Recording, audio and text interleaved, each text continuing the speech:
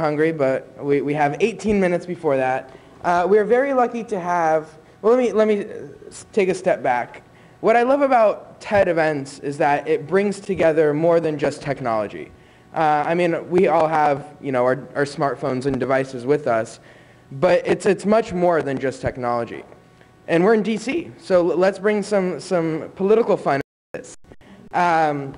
So our next speaker is Kenneth DeGraff. Did I say that right? DeGraff? And he's the policy advisor for Nancy Pelosi. But before that, he's worked at the FCC and big government agencies. But he's actually from Nashville. And what I find really interesting is, how in a place like DC, people, like Peter isn't originally from DC. He moved here 6 years ago. How these people come and build what they do in a place like DC. So with that, Kenneth, take it away. I'll get you the...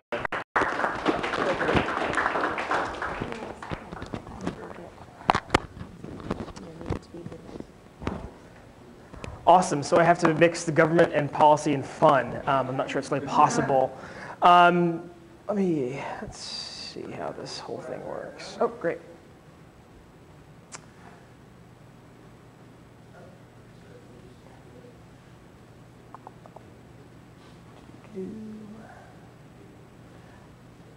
I know I'm the last person in between you guys and food, and that's always a hard position for a speaker to be in.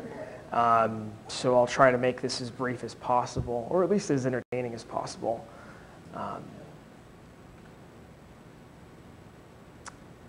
Awesome. So the title of the talk is Progress and Congress Aren't Antonyms. There's that old joke, the opposite of progress is Congress. I'm here to tell you it's not always true. I'll give you a little bit about who I am. Well, how did that happen?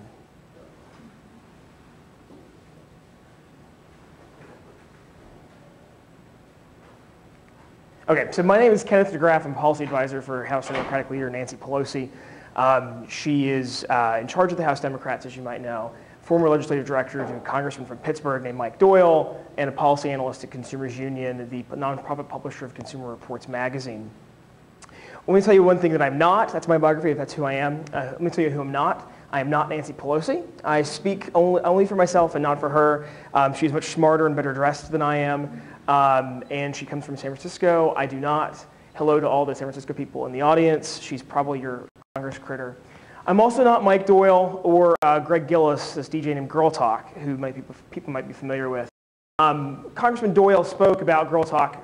Girl Talk's from Pittsburgh, and so is Congressman Doyle. And when Girl Talk was under attack from the record industry for his kind of innovation, his kind of sampling, which is mixing dozens of songs into one song, and he was Congressman Doyle spoke out on his behalf in Congress, as you can see from some of that footage there.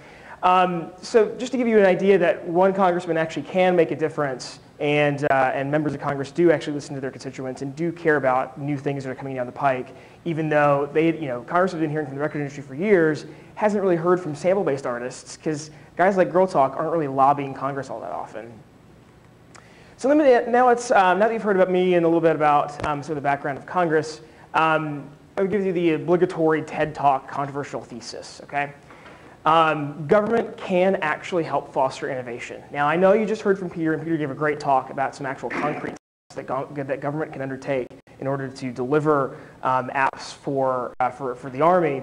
But the world didn't end. I just talked about government innovation and how government can actually do some good things for people. And again, the world didn't end. So I'm just going to give you one example in a way that people in this room are pretty familiar with about how government actually did help get an idea from its origins to widespread consumer adoption, and that's the internet. So the government played, although there's many, many, many creators, public sector, private sector, all the way in between, but government did play a key role in funding a good idea and bringing it to the public, getting faster speeds to consumers, and getting kids hooked early. Which is the drug addiction model. So when it funded a good idea, so while on a government contract, this guy named Paul Barron asked AT&T to build a packet switch network. See, in the old days, phone networks worked. You would call somebody, and you would actually be able to draw a schematic of one wire connecting your home to whoever you're calling. It one wire would actually make that physical connection.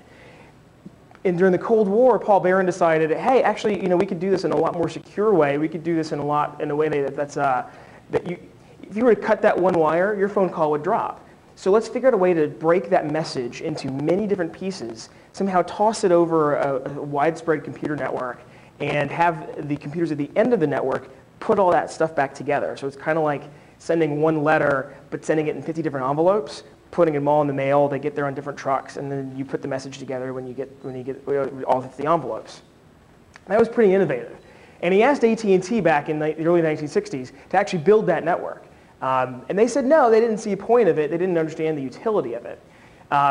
So government kept funding that program because the Department of Defense said, actually, this is really important. This could really help us during the Cold War. Russia could just cut that one wire of our contact. Let's figure out a way to actually make this more secure for the future. So the government kept funding that good idea until it was ready.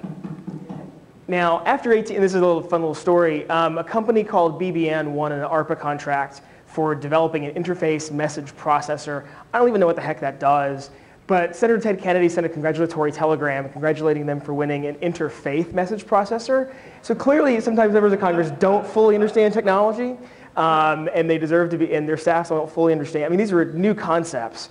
What I described to you about packet switch networking, if AT&T didn't see business purpose behind it, you really couldn't imagine a senator and their staff fully understanding the impacts of that.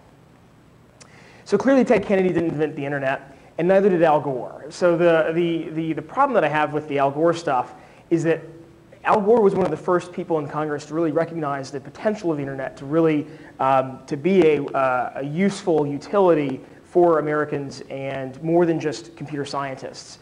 Bob Kahn invents SURF, the fathers of the internet, widely known as. They invented TCP/IP. You don't need to know what that does. I don't really either. Just it connected multiple networks together.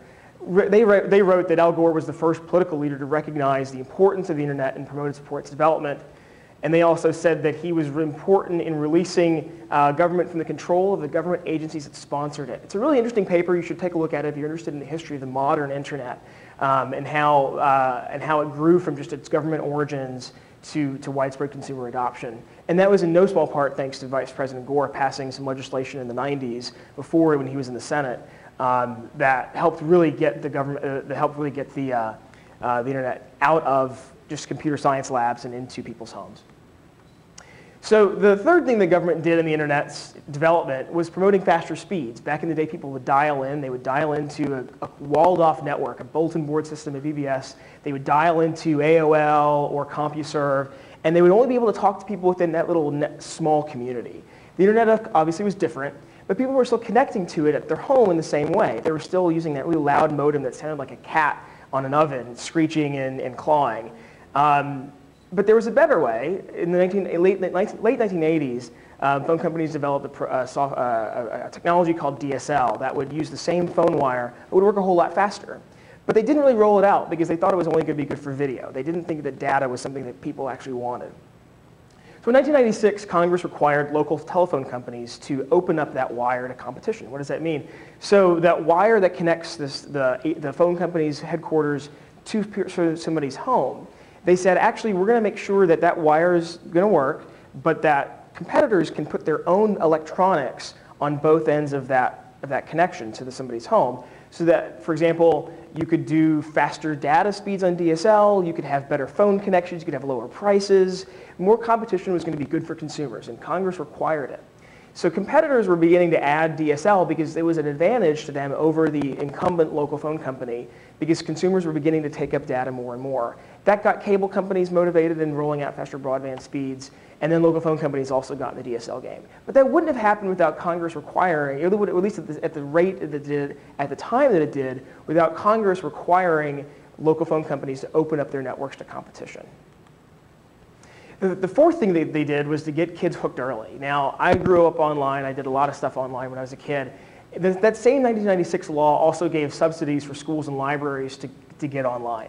And less than 3 years after that bill was passed, that's even after regulations had to be written to implement that law, 95% of schools were already connected. That got kids online early. That got kids, when they came home, they said, hey, I'm going online at school. I'm able to go online at home in order to do my homework. that got people hooked and families connected at a much faster rate than it would have been just leaving it to the private sector.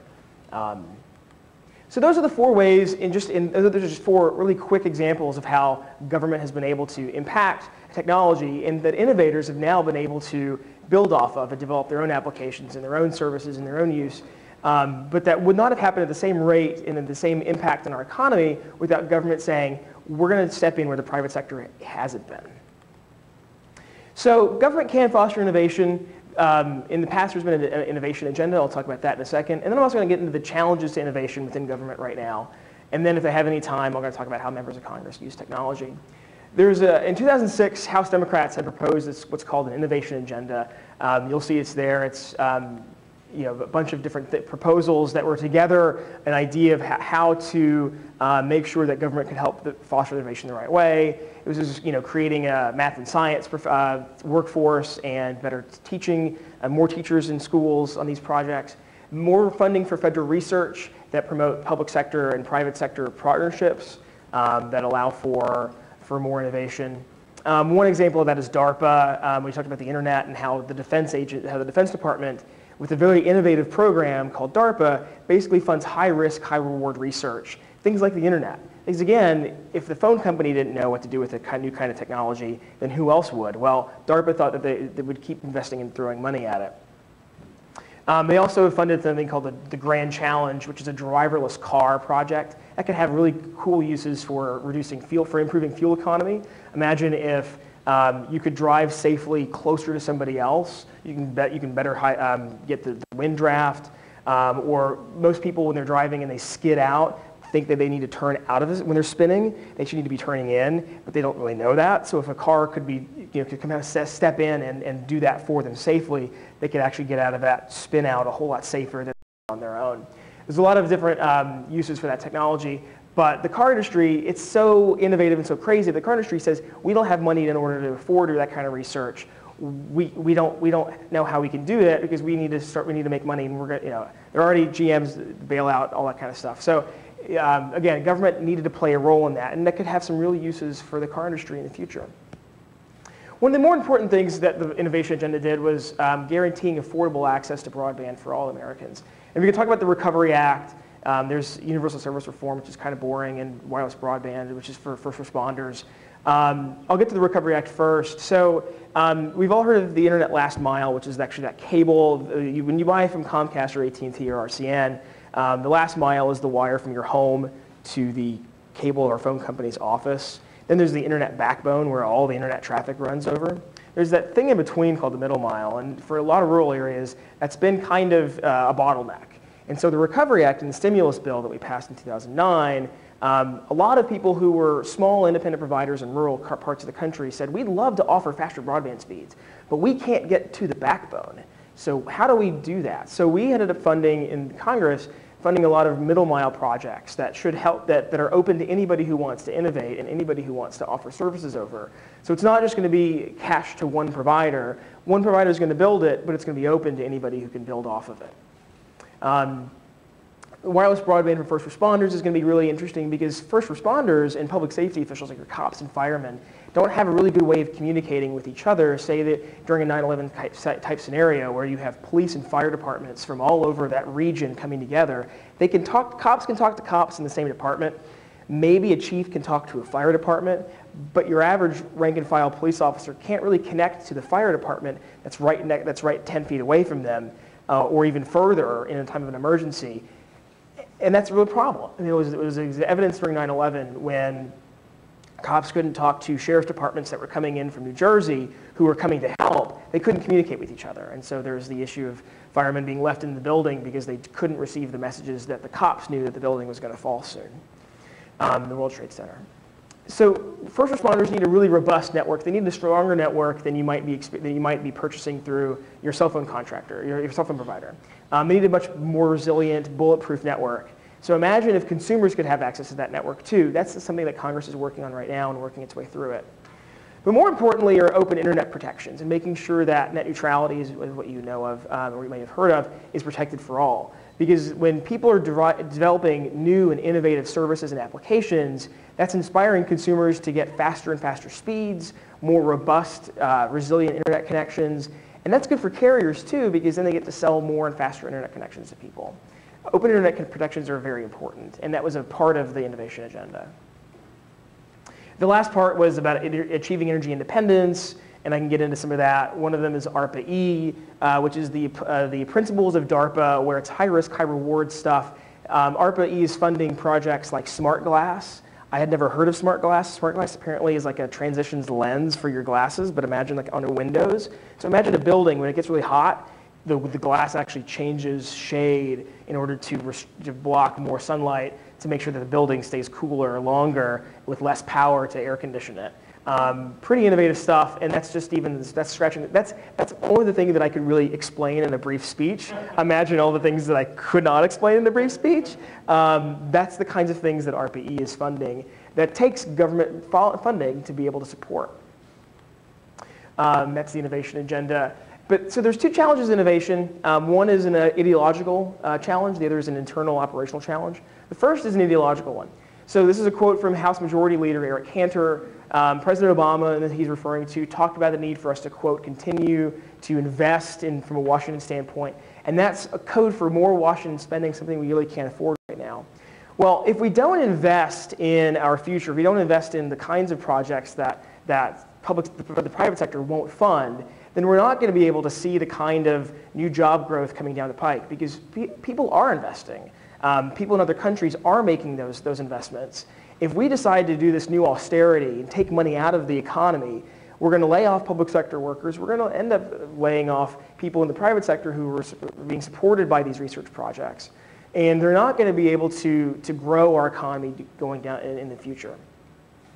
It's a real challenge, and so all of the different things that the innovation agenda talked about had been implemented in 2007, but they require annual funding. So we have to come back and ask, and those programs and projects have to ask for new dollars every year.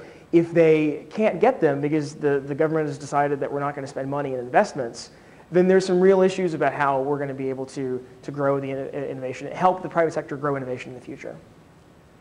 The second is that Washington's rules sometimes steer investment and innovation in unintended ways. And there's a couple different ways in the tax code that I'll talk about that prove really interesting to me. When an oil company drills and they drill oil out of the ground, they qualify for a manufacturing tax credit. Now, I don't know about you, but I don't know how many Exxons made that oil. I thought dinosaurs did. But they qualify for that manufacturing tax credit according to the tax law. And that's a huge wasteful subsidy to the oil guys that solar and wind power don't really get. Another one is, for example, coal. So let's think about this. How do we eliminate all of these subsidies for all companies? Well, we could do that, but what is a subsidy? For example, the coal industry, when a utility like Pepco or whomever burns coal, they buy it from somebody. What they buy, they take the money that they buy, and they deduct that from their taxes because it's a business expense. But a solar company, it can't really call the sun a business expense. They can't call wind a business expense because they're not buying the sun, they're not buying the wind. So coal has an advantage in the market based on our tax laws because they can deduct the price of buying that coal that they're going to burn to power homes. There's a bunch of different ways that we can fix these problems, but we have to agree that they're a problem. To find solutions, you have to agree on the problem first. There's not been a lot of agreement in Washington lately. There should be no surprise that even the problems exist and that there's even an agreement that we should even begin to fix these problems and how we would begin to fix these problems. So again, there's two challenges in innovation in DC. One is the philosophical and the other is actually how to make things work, the operational. Now, I got this picture, these pictures of members of Congress in technology doing factory tours. There's John Kerry in a clean suit, and then Susan Collins in a factory tour. Because I had to replace the other pictures I had been thinking about for this slide about how members use technology. Members of Congress use technology in different ways, but if I'd used the pictures that I'd wanted to use, I think I'd be in a lot of trouble. So I decided to pull those back and to use these instead. So my apologies to the good senators for these photos. You'll see here an iPad on the House floor in the Speaker's chair. Mr. Cuellar from Texas was the first to be known to use his iPad. Not only on the House floor, but in the Speaker's chair. iPads are being used in some really crazy ways. first they were hip fashion accessories, and then very cultural icons, and then members of Congress started using them. So I don't know how long they're going to last in the public sphere, but there's applications that tell people, that tell members of Congress when to vote and what they're going to be voting on. There's also applications that members have created for themselves that allow them to connect with their constituents. I don't know about you, I'd rather play Angry Birds than listen to my congressman on an iPad, but to each their own. But the larger point of this is that the government is a huge buyer of these technologies, and so the government can actually help drive the market in some interesting ways, because there's millions of computers, there's hundreds of thousands of wireless devices that the government owns, and they also buy millions of gallons of fuel. And there's a great way to encourage clean fuels just through government purchasing alone that can help reduce costs for the private sector once they're ready for private adoption in the market. So again, I guess the whole point of this is that government actually can foster innovation. I know it's controversial because entrepreneurs don't like people telling them what to do. That's the entire point of entrepreneurship. It's to avoid having the man tell you how to live and how to get your idea to market. But there is a role for government to help innovators in the early stages and all the way through to coming to market. If you have any questions, I'll be out during lunch, and I don't want to get in the way of that because everyone's hungry. But again, progress and Congress aren't antonyms. Thanks.